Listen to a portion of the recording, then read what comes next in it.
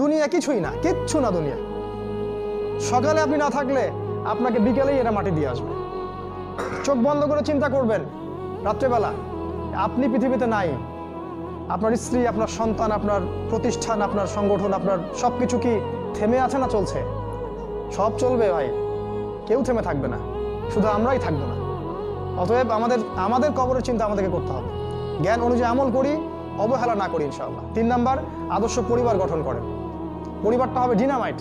রাষ্ট্র বিশ্ব কই যায় যাক, আপনার পরিবার যেন ইসলামের আদর্শের উপর থাকে।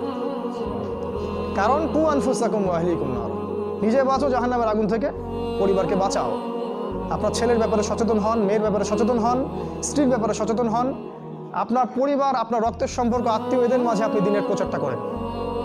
কোথায় কে জাহান্নামে যায় যাক, ওটার পরের চিন্তা আপনার, ওটা চিন্তা আপনার করতে হবে না। এখন আপনি আপনার পরিবারের দিকে ফোকাস করুন। যদি আপনি পরিবার